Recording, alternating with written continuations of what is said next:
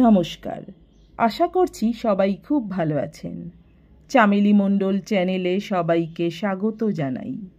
আজকে আমি বিশিষ্ট সাহিত্যিক আশাপূর্ণা দেবী রচিত মলাটের মুখ গল্পটি পড়ে শোনাব আপনাদের। আশা করছি গল্পটি আপনাদের বেশ ভালো লাগবে।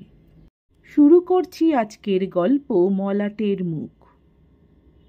অবশেষে সেই প্রতীক্ষিত মুহূর্তটি এলো। নিশিবাবু মারা গেলেন। হয়তো প্রতীক্ষিত শব্দটা ব্যবহার করা শোভন হলো না, শুনতে খারাপই লাগলো, কিন্তু ও ছাড়া আর কি বা বলা যেত? আর কোন শব্দে ঠিক অবস্থাটা বোঝানো যেত? প্রতীক্ষা ছাড়া আর কি বা করছিল এরা? নিশিবাবুর আইবুড়ো মেয়ে কাবেরী, নিশিবাবুর বিধবা পুত্রবধূ সন্ধ্যা, আর নিশিবাবুর পাড়ার ডাক্তার প্রভাংশু। নিশিবাবুর এই দীর্ঘ বিলম্বিত মৃত্যু শয্যাটিকে ঘিরে বসে থেকে যারা গোটা ৩-৪ বর্ষা বসন্তকে হাত নেড়ে বিদায় দিয়েছে। অবশ্য সন্ধ্যার কাছে ওই বিদায় দেওয়া কথাটা অর্থহীন। তার জীবন থেকে তো বর্ষা বসন্তের চিরবিদায় ঘটে গেছে। আসলে ও কথাটা কাবেরী আর প্রভাংশুকে নিয়ে। অলিখিত দলিলে যাদের ভবিষ্যতের চুক্তিপত্র সম্পাদন হয়ে গেছে। খোলাখুলি প্রেম নিবেদনের পথে যে একে অপরের কাছে কোনোদিন উদ্ঘাটিত হয়েছে তা নয়। দীর্ঘকাল ধরে দেখা মানুষটার সঙ্গে তেমন রোমান্টিক পরিস্থিতিও হয়তো আসেনি। নিশিবাবুর এই দীর্ঘস্থায়ী রোগটাও অসতর্ক একটা মধুর মুহূর্ত গড়ে তোলার পক্ষে বাধাস্বরূপ হয়েছে। তবু প্রভাংশু যে কেন এই দীর্ঘকাল ধরে শুধু বিনা ভিজিটে রোগী দেখাই নয়, বিনামূল্যে ওষুধপত্রও যোগান দিয়ে চলেছে, তার উত্তর তো কাবেরীর কাছে আছে। কাবেরী আর এখন নতুন করে কৃতজ্ঞও হয় না, আগে হতো। প্রথম যখন প্রভাংশু ওষুধের দাম নিত না, বলতো, আমার দাম লাগেনি, ডাক্তারদের কাছে ওষুধের স্যাম্পেল আসে জানেন তো, তার থেকেই নিয়ে এলাম। তখন কথাটা বানানো কথা বুঝেও আর প্রতিবাদ করত না কাবেরী, শুধু সকরুণ একটু কৃতজ্ঞ দৃষ্টি মেলে ধরত অনেকটা অর্থ ভরে।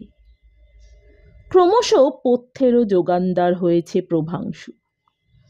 যাচ্ছি বাজারের দিকে, নিয়ে আসবো এখন, অথবা গিয়েছিলাম বাজারের দিকে, নিয়ে এলাম, এই ছদ্মবেশ পরিয়েই সাহায্যটাকে চালান দিয়েছে। দামের কথা তুললেই তাড়াতাড়ি বলেছে, দাঁড়ান দাঁড়ান, ব্যস্ত হবেন না, বাড়ির জন্যেও তো কিনেছি কিছু, হিসেব হয়নি এখনো। সে হিসেব অবশ্যই আর উঠত না। তারপরে আরও অন্য অনেক বস্তু এসে যেত, যেমন feeding cup, oil cloth, measure glass, এটা ওটা। হিসেব জমতেই থাকে, ওদিকে সম্পর্কটা গভীরে আসতে থাকে। সন্ধ্যাও বলে, ঋণের কথা আর তুলব না, তার তো পাহাড় জমে উঠছে, পরজন্মের জন্যে শোধ দেওয়াটা তোলা থাক। তা কাবেরী ক্রমশই সপ্রতিভ হয়ে উঠছিল প্রায়।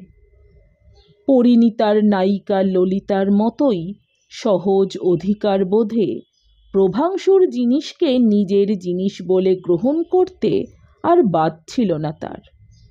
তাই বৌদির ওই ঋণ শোধের প্রশ্নে ঝংকার দিয়ে বলে, তাই বা ভাবছ কেন বৌদি? এটাও তো ধরে নেওয়া যেতে পারে উনি পূর্বজন্মের ঋণ শোধ করছেন। তা এটাও মন্দ না, প্রভাংশু হেসে হেসে বলে। দেখছেন তো, বয়সে আপনি বড় হলে কি হবে, সংসার জ্ঞান আপনার থেকে আপনার ননদিনীর অনেক বেশি, পরজন্মের খাতার অঙ্কটাও গুছিয়ে রাখছেন।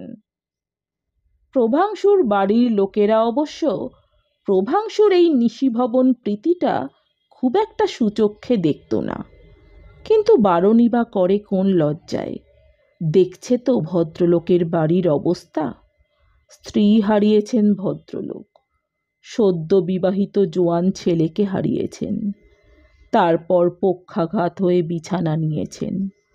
বাড়িতে মানুষ বলতে একটা বয়স্থা কুমারী মেয়ে আর একটা যৌবনবতী বিধবা পুত্রবধূ। তাও ঠিক আধুনিক মেয়েদের মতো পাশটাশ করা সর্বকর্মে দক্ষ মেয়ে নয় তারা। সে দক্ষতা অর্জনে বাধা থেকেছেন নিশিবাবুই স্বয়ং। সাধ্যপক্ষে নিজের সঙ্গে ছাড়া মেয়ে বউকে বাড়ি থেকে বেরোতে দিতেন না তিনি। পাড়ার সকলেই জানে সে কথা। কাজেই পড়শি হিসেবেও বাইরের বাজার দোকান আনা নেওয়ার কাজটা করে দেওয়া উচিত বই অন্যায় নয়। তাছাড়া ডাক্তার মাত্রেই সামাজিক দায়িত্বের দায়টা নিজের ঘাড়ে বেশি করে নিয়ে থাকে, এটা সাধারণ নিয়ম। বাড়িতেও কারো অসুখ হলে রাত্রে প্রভাংশুর দাদা স্নেহাংশু স্নেহ শব্দটাকে অর্থহীন প্রতিপন্ন করে ঘরে দরজা বন্ধ করে শুতে যায়, আর প্রভাংশু ঠায় বসে রাত জাগে। আত্মীয় স্বজনেদের স্বাস্থ্য সুস্থতার খবর নেওয়ার দায় অলিখিত নিয়মে প্রভাংশুরই। বড় স্নেহাংশু কোনো মুখ হয় না, আর ছোট শুভ্রাংশু ঝাড়া জবাব দেয় সে কাউকে চেনে না। কাজেই চিনতে হয় প্রভাংশুকেই। পাশ করে বেরোনো পর্যন্ত চিনতে হচ্ছে, অথবা পাঠ্যাবস্থা থেকেই চিনতে হচ্ছে। সে জায়গায় পাড়ার অন্য পড়শিদের ছেলেরা উচিত বোধে তৎপর না হলেও প্রভাংশু যদি হয় বারণ করা চলে না, বারণ করা হয়ও না। অতএব প্রভাংশু অবারণ গতিতে নিশিবাবুর বাড়িতে যাতায়াত করে। সে বাড়িতে যে শুধু একটা শয্যাগত রোগী এবং দুটো যুবতী মেয়ে, এ ছুতো ডাক্তারের সামনে তোলা পাগলামি। আস্তে আস্তে এ সংসারের দায়িত্বটা প্রভাংশুর উপরেই এসে গেছে। প্রভাংশুই চেষ্টা চরিত্র করে কাবেরীর জন্য একটা সাবান কোম্পানির ক্যানভাসারের কাজ জুটিয়ে দিয়েছে এবং সন্ধ্যাকে এমন একটা মহিলা সমিতির সঙ্গে যোগাযোগ করে দিয়েছে যারা বাড়িতে এসে হাতের কাজ নিয়ে যায়। দুই ননদ ভাজে এই যা হোক কিছু উপার্জন করায় একটা সুবিধে হয়েছে, প্রভাংশু ডাক্তার ওদের সংসার চালায়। এ রটনাটা কিঞ্চিত কমেছে। বাড়িটা নিশিবাবুর পৈতৃক, এইটাই যা রক্ষে। এইভাবেই চলছিল। নিশিবাবুর বিছানায় শোয়া চেহারাটা প্রায় একটা নিশ্চল প্রাকৃতিক দৃশ্যের মতো হয়ে উঠেছিল। দুটি মেয়ের দিনলিপি একই ছাঁচে লেখা হচ্ছিল। এর মধ্যে যে একজনের ভবিষ্যৎ আছে এবং অন্যজনের সেটা অন্ধকার, তা সহসা বোঝা যাচ্ছিল না। কিন্তু এখন পরিস্থিতির বদল হলো। এখন একটা সমস্যা দেখা দিল। আর এখন কোন উপলক্ষে এ বাড়িতে আসবে প্রভাংশু? কোন আলোচনায় ঘন্টার পর ঘন্টা কাটাবে? অথচ আবার একা দুটো মেয়েকে একটা বাড়িতে ফেলেই বা রাখবে কি করে? দায়িত্বটা যখন যেভাবেই হোক এসে গেছে তার হাতে, উপায়টা তাকেই ভাবতে হবে। কিন্তু হবেই বা কি? প্রভাংশুর দিদি পারল কথাটা, বলল, তুই বা কি চোরদায়ে ধরা পড়েছিস তাও তো বুঝি না। এতদিন মহত্ব দেখাচ্ছিলি, তবু তার একটা মানে ছিল। কিন্তু এখন কি? এখন তুমি মহত্ব দেখাতে গেলে লোকে গালে চুনকালি দেবে, বলবে রক্ষক কি ভক্ষক কে জানি। প্রভাংশু হেসে বলে, লোকে না বলুক, তুমি বলবে। বলবই তো, দিদি অলজ্জিত গলায় বলে। আমিই তো করব নিন্দে। কেন, ওদের তিনকুলে কেউ নেই? বউটাও কি ভুঁইফর? এ যাবৎ তো তাই মনে হতো, দেখিনি তো কাউকে উঁকি মারতে। যত কর্তব্য তোর। না না, ওসব খেয়াল ছাড়। বউটাকে বল খুঁজে পেতে কোনো গার্জেন জোগাড় করে বাপের বাড়ির দিকে চলে যেতে, আর মেয়েটাকে বল একটা বিয়ে ফিয়ে করে ফেলতে। বাহ, প্রভাংশু বলে, সমস্যার এমন সুন্দর সমাধানই থাকতে মেয়ে দুটো কষ্ট পাচ্ছে। যাই, এখনই বলি গিয়ে। চমৎকার, দিদি মনে মনে বলে। আমার যেন হলো মাতালকে সুরির বাড়ির রাস্তা চিনিয়ে দেওয়া। তাহলেই বলা যায় ওই ঘটনা হয়ে গেছে। এখন আর ডাক্তারের ও বাড়িতে ঘন ঘন যাবার কি ছিল? এ তবু একটা কারণ পাওয়া গেল। সন্ধ্যার সঙ্গে দেখা হলো প্রথমে। কৃশ সন্ধ্যার বৈধব্যের বেশের সঙ্গে যেন আরও রুক্ষতা আর কৃশতা।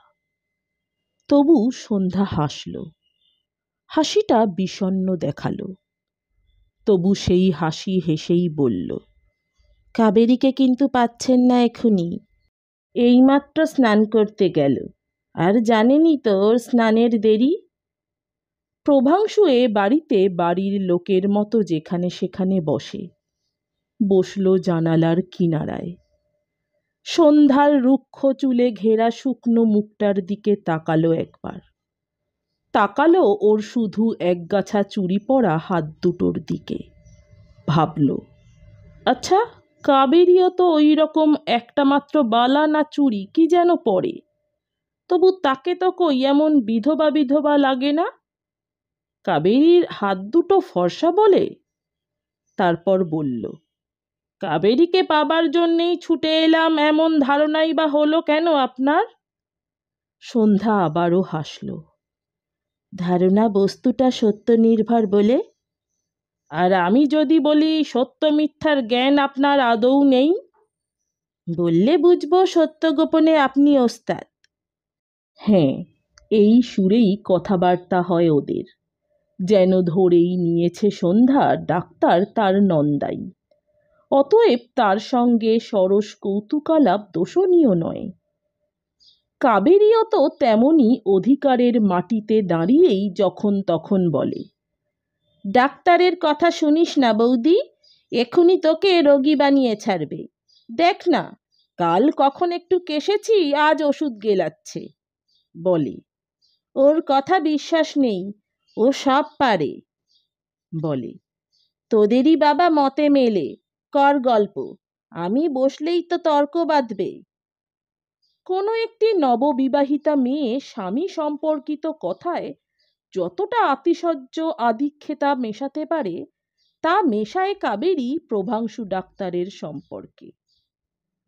অশৌচ চলে গেলেই বিয়ের কথাটা উঠবে, এই আর কি। সন্ধ্যা ভাবে, হয়তো অশৌচ না যেতেই কথাটা ওঠাতে এসেছে। কথাটা কইলে আর দোষ কি? তাই নিজেই তুলবে ভাবে। তাই যখন প্রভাংশু ওর কথার উত্তরে হেসে বলে, তা বোধ করি ওস্তাদ, আপনার দেওয়া সার্টিফিকেটটা নিলাম, তখন সন্ধ্যা বলে ওঠে, দেখলেন তো আপনাকে কেমন পড়ে ফেলেছি। এই যে এখন এসেছেন, কেন এসেছেন বলে দিতে পারি। সে তো বলেই দিলেন। প্রভাংশু একটু রহস্য ভরা গলায় বলে, আপনার ননদিনীকে পাবার জন্যে? সেই তো। সন্ধ্যা হাসে। তবু সন্ধ্যার হাসিটা যেন বিষণ্ণই থেকে যায়। হয়তো সন্ধ্যা কাবেরীর ভবিষ্যৎ স্থিরীকৃত হওয়ার পাকা কথার পরই ভাবছে, তারপর কি? অথচ দেখতে পাচ্ছে না তারপরটা। তাই ওই বিষণ্ণতার ছাপটা যাচ্ছে না ওর মুখ থেকে। নইলে ভুগে ভুগে স্বার্থপর আর দুর্মুখ হয়ে যাওয়া শ্বশুরের মৃত্যুশোক ওর ঠোঁটের কোণায় এমন স্থায়ী বিষণ্ণতার ছাপ এঁকে দেবে, এটা যেন বাড়াবাড়ি কল্পনা। প্রভাংশুও ভাবে সে কথা, বাড়াবাড়ি কল্পনা। তারপর বলে, আচ্ছা ধরুন, এখন যদি আমি সে কথা অস্বীকার করি? সন্ধ্যা অবাক হয়ে তাকায়। বলে, কোন কথা? ওই যে। প্রভাংশু হঠাৎ তার কৌতুক চঞ্চল দৃষ্টিটা স্থির করে গভীরে নিয়ে যায়। রহস্য ঘন কণ্ঠে বলে, ওই কথাটাই। যদি বলি কোশমিনকালেও ওই কাবেরী দেবীর জন্যে ছুটে ছুটে এ বাড়িতে আসে না প্রভাংশু ডাক্তার? সন্ধ্যা সহসা কেঁপে ওঠে। সন্ধ্যা যেন ভয়ঙ্কর একটা অসহায়তা অনুভব করে। সমুদ্রে তৃণখণ্ড ধরার মতোই যেন এখান থেকে অদৃশ্য স্নানের ঘরটার দরজার দিকে তাকায়। তারপর চঞ্চল হয়ে উঠে পড়ে কোনো মতে সহজ হয়ে বলে, দাঁড়ান, একটু চা করে আনি, তারপর তর্ক হবে। তর্ক চাইছি এমনই ভাবছেন কেন? প্রভাংশু তেমনি দৃষ্টিতেই তাকায়। সন্ধ্যা ভয় পায়, খুব ভয় পায়। কই, এমন তো কোনোদিন দেখায়নি প্রভাংশুকে, এমন দৃষ্টি তো দেখেনি প্রভাংশুর চোখে। নিশিবাবুর দৈহিক উপস্থিতিটুকুই কি তবে ওর দুঃসাহসের উপর পাহারা দিচ্ছিল? এখন পাহারা নেই, এখন ভয় গেছে। কাবেরীর আড়ালে সন্ধ্যার সঙ্গেও ঘনিষ্ঠ হতে চায় ও। কই, এমন তো স্বভাব নয় প্রভাংশুর। বরাবরই তো সন্ধ্যার সঙ্গে শ্রদ্ধেয় গুরুজনের মতো দূরত্ব আর সমীহ রেখেই কথা বলেছে। কৌতুকের কথাতেও রেখেছে সে সমীহ। কাবেরীর সম্পর্কেই বরং মাঝে মাঝে চটুলতা করে, কড়া ঠাট্টা করে, রঙ্গরসের মধ্য দিয়ে তাকে খেপায়, মজায়। নিশিবাবুর রোগটা এমন স্থায়িত্ব নিয়েছিল যে নতুন করে দুর্ভাবনা বা নতুন করে বিষণ্ণতা আসত না আর ইদানিং। রোগীর ঘরের বাইরে রীতিমতো গল্প, আড্ডা, চা, চানাচুর চলতই, দুজনে এবং তিনজনেও। তবে মাত্রা ছাড়াবার সুযোগ পেত না। মাঝে মাঝেই নিশিবাবুর হুঙ্কার শোনা যেত, ফুর্তির যে বান ডেকেছে দেখছি, এ ঘরে একটা রুগী মরছে, এ ঘরের লোক আরো মরছে। ভ্রুভঙ্গি করে বলতো এমন কথা কাবেরী। আমাদের মরণটা কেউ দেখতে পাচ্ছে না, এই যা দুঃখ। তারপর দুম দুম করে পা ফেলে চলে যেত ও ঘরে। বলতো, কি কি চাই, জল খাবে? ভয় খাওয়া নিশিকান্ত তখন সেটাতেই শিকার পেতেন। বলতেন, খাবই তো, সেই থেকে তেষ্টা পেয়েছে। কিন্তু এখন প্রতি মুহূর্তে সেই হুঙ্কারটার আওয়াজ মনে ধাক্কা দিলেও কানে কোনোদিনই বাজবে না, এটা ঠিক। কে তবে রক্ষা করবে এই মেয়ে দুটোকে? কার শুভ বুদ্ধি? প্রভাংশুর চোখে যে ছায়া, সে কি শুভ বুদ্ধির? প্রভাংশুর কথাগুলোই বা কোন বুদ্ধির? তর্কও চাই না, চাও চাই না, চাই শুধু এই বেলা আপনাকে দুটো কথা বলতে। সন্ধ্যা মনে মনে বলে, ভয় কি, ভয় কি? মুখে বলে, দুটো কেন, দুশোই বলুন। না, দুশোয় আমার দরকার নেই, আমি শুধু বলছিলাম। প্রভাংশুর গলা আগ্রহে আর ব্যাকুলতায় কাঁপে। কাবেরীর জন্যে বর খুঁজে দেবার ভারটা যদি আমি নিই? সন্ধ্যা নিঃশ্বাস ফেলে, ফেলে বোধ করি বাঁচে। ও কায়দা, সেই বিবাহ প্রস্তাবই, শুধু ভাষাটা ঘুরিয়ে ফিরিয়ে। বেঁচে গিয়ে হেসে ওঠে, বলে, সে ভার তো আপনি প্রমিস করবার আগেই আপনার উপর চাপানো হয়ে গেছে। না সন্ধ্যা, না। সহসা আপনি থেকে তুমিতে নেমে যায় প্রভাংশু ডাক্তার। বলে ওঠে, বিশ্বাস করো, ওর প্রতি কোনো মোহ আমার নেই। আমার মন অন্য মেয়ে। দপ করে জ্বলে ওঠে বুঝি সন্ধ্যা। বলে ওঠে, আপনি কি বলতে চান স্পষ্ট করে বলুন তো। স্পষ্ট করে, খুব স্পষ্ট করে। প্রভাংশু যেন হতাশ গলায় বলে, একেবারে নীরস গদ্যে। তাহলে বলি, আমি তোমাকে বিয়ে করতে চাই। সন্ধ্যা ঠিকরে ওঠে। সন্ধ্যার কালো শীর্ণ মুখটা কঠোর হয়ে ওঠে। সন্ধ্যা তীব্র স্বরে বলে, আপনি কি অরক্ষিত পেয়ে আমায় অপমান করতে এসেছেন? প্রভাংশু চুপ করে তাকায়। প্রভাংশু আস্তে বলে, এতদিন ধরে দেখে শেষ পর্যন্ত এই বুঝলে আমায়? কিন্তু সন্ধ্যা রুদ্ধ কণ্ঠে বলে, একটা অদ্ভুত অবাস্তব কথা বললেই হলো। আশ্চর্য! প্রভাংশু আরও হতাশ গলায় বলে, অথচ আমার ধারণা ছিল আপনাকে কিছুই বোঝাতে হবে না। ধারণা ছিল? সন্ধ্যা অবাক গলায় বলে, এই ধারণা ছিল আপনার? সব কিছু ছাপিয়ে বিস্ময়টাই বুঝি বড় হয়ে উঠেছে সন্ধ্যার। তাই প্রতিবাদ করতে ভুলে যাচ্ছে, রাগ করতে ভুলে যাচ্ছে। বলছে, এই ধারণা ছিল আপনার? ছিল, ছিলই তো। প্রভাংশু আবেগের গলায় বলে, ভেবেছিলাম যেদিন বলবার দিন আসবে সেদিন না বলতেই সব সহজ হয়ে যাবে। সন্ধ্যার স্বর তবু রুদ্ধ হয়ে থাকে। সন্ধ্যা সেই রুদ্ধ গলাতেই বলে, আর কাবেরী? কাবেরীর পাত্র খোঁজবার ভার তো আগেই নিয়েছি। সন্ধ্যা আস্তে বলে, শুধু পাত্র হলেই হলো? এতদিন ধরে ও আপনাকে? এতদিন ধরে ও আমাকে নয় সন্ধ্যা, এতদিন ধরে ও একটি পাত্রকেই ভজনা করেছে। সেটা আমি না হয়ে আর কেউ হলেও ক্ষতি ছিল না। এখন যদি আমার থেকে সুপাত্র একটা জোটাতে পারি, দেখবে তাকেই ও। সন্ধ্যা মুখ তুলে তাকায়, বলে, লোভ দেখাবেন না। আমার জীবনে আর নতুন করে কিছু হবার নেই। যা স্বাভাবিক, যা শোভন, সেটাই হোক। মানুষ অঙ্কশাস্ত্র নয় সন্ধ্যা। কিন্তু প্রতিপদে তো জেনেছি কাবেরীকেই আপনি। প্রভাংশু হাসে, বলে, তোমার ওই জানাটায় একটু ভুল আছে। আমি কাবেরীকে নয়, কাবেরী আমাকে। তবে সেটাও কি তার প্রতি ভয়ঙ্কর একটা নিষ্ঠুরতা হবে না? ভয়ঙ্কর একটা অবিচার? হয়তো হবে। প্রভাংশু মৃদু গভীর গলায় বলে, ভয়ঙ্কর না হলেও হয়তো কিছু হবে।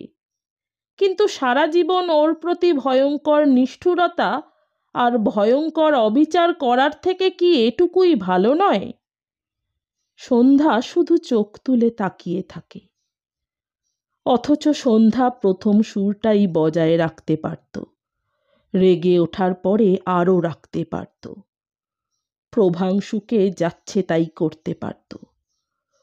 গৃহস্থ ঘরের বিধবার কাছে এই প্রস্তাবটাকে কুপ্রস্তাব বলে গণ্য করতে পারত। কিন্তু সন্ধ্যা তা করল না। সন্ধ্যা হতাশ গলায় বলল, আমার সব এলোমেলো হয়ে যাচ্ছে। এ আমি কোনোদিন ভাবিনি, আমি কোনোদিন ভাবিনি। আমার দুর্ভাগ্য, কি আর করা, এখনই ভাবো। কিন্তু কিন্তু কেন আপনার এই সৃষ্টি ছাড়া নির্বাচন? ও একটা কুমারী মেয়ে, সুন্দরী মেয়ে।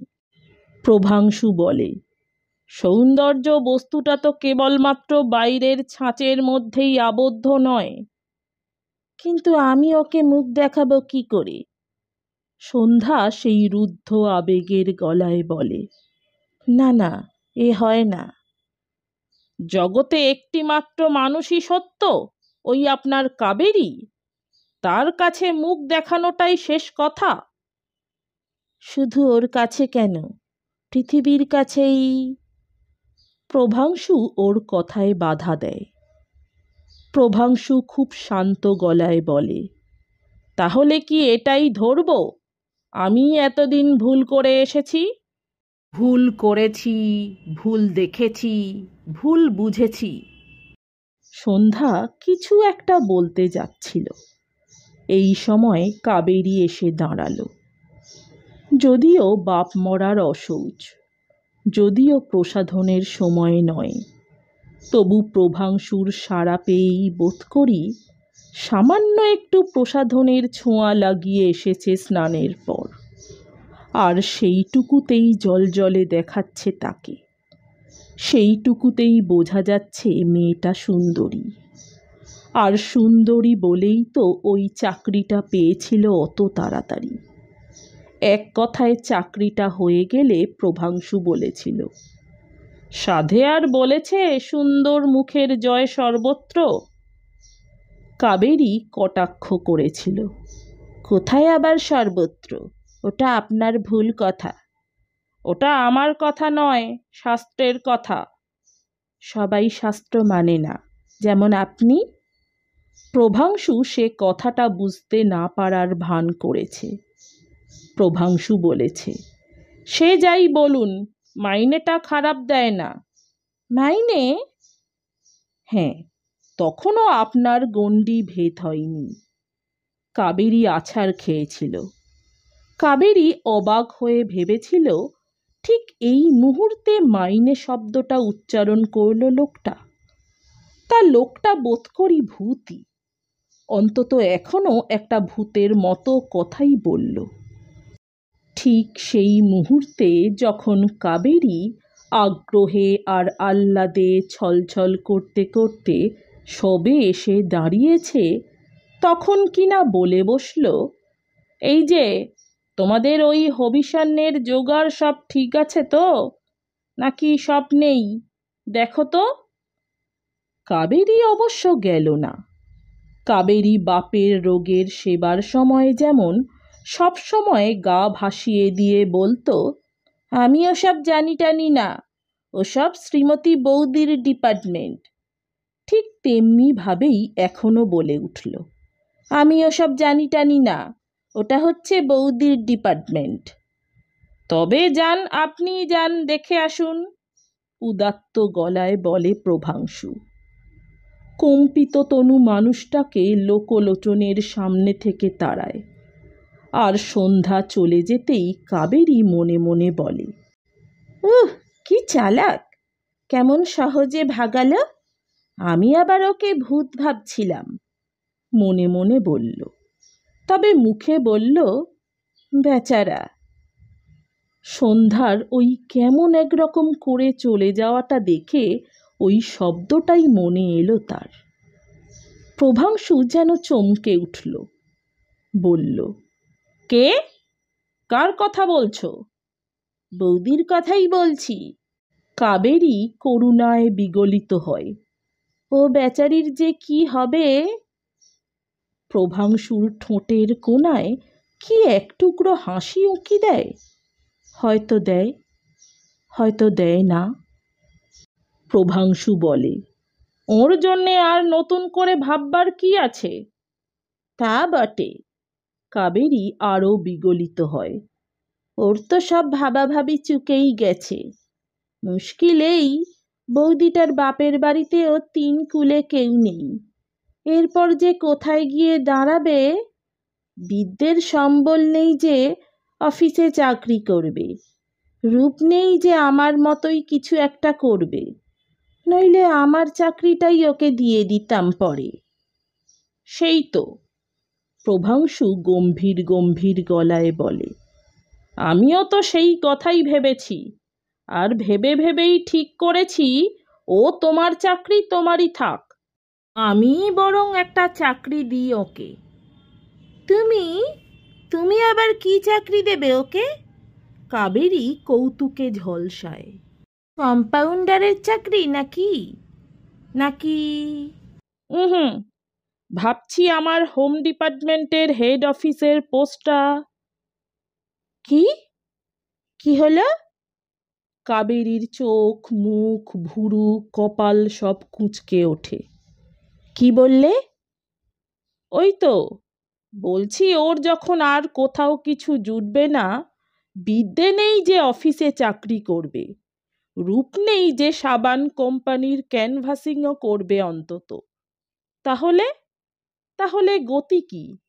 এতদিন যা করে এসেছে, রান্না বান্না, ঘর গেরস্তালি, সে কাজ ছাড়া আর কোনো গতি নেই ওর। অতএব ওটাই অফার করেছি ওকে, ঘরণীর পোস্টটা। কাবেরী ছিটকে ওঠে। কাবেরী চড়া গলায় বলে, তোমার ঠাট্টা তামাশাগুলো ক্রমশই কেমন করা হয়ে যাচ্ছে। জানো, ও আমার দাদার বিধবা স্ত্রী। এভাবে ঠাট্টা... কি মুশকিল, ঠাট্টা করছি কে বললে? সত্যিই অফার করেছি। তোমার দাদার বিধবা স্ত্রী ছিলেন, তোমার বন্ধুর সধবা স্ত্রী হবেন। ও, তোমার মনে এই পাপ? এতদিন ধরে তাহলে আমায় নিয়ে মজা দেখেছ? কাবেরীর চোখ ফেটে জল আসে। প্রভাংশু সেদিকে তাকায়, খুব কোমল স্নেহের গলায় বলে, তোমার জন্যে সমস্ত পৃথিবীটাই উন্মুক্ত রয়েছে কাবেরী। ওর জন্যে শুধু এক ফালি জানলা, সে জানলাটাও বন্ধ করে দেব? ও, তার মানে তুমি দয়া করে একটি গরিব বিধবাকে বিয়ে করে উদ্ধার করবে?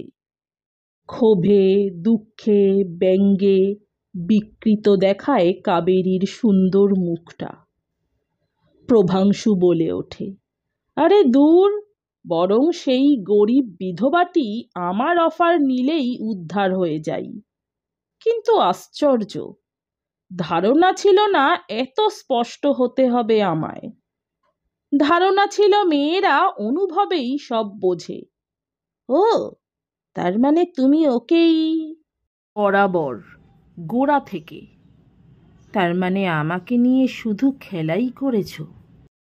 চট করে অপরাধ স্বীকার করে বসবো না, ভেবে দেখতে হবে খেলাটা তুমি তোমাকে নিয়ে করে এসেছ কিনা। কিন্তু প্রভাংশুর সব কথাটাই কি সত্যি? প্রতারণা কি করেনি সে? এ বাড়িতে প্রবেশাধিকার অবারিত রাখতে সে খেলায় প্রশ্রয় কি দেয়নি প্রভাংশু? নমস্কার, আমার গল্প পাঠ ভালো লাগলে, এরকম আরও অনেক গল্প শুনতে চাইলে অবশ্যই আমার চ্যানেলটি সাবস্ক্রাইব করে দেবেন, লাইক, কমেন্ট, শেয়ার করতে ভুলবেন না। অনেক ধন্যবাদ।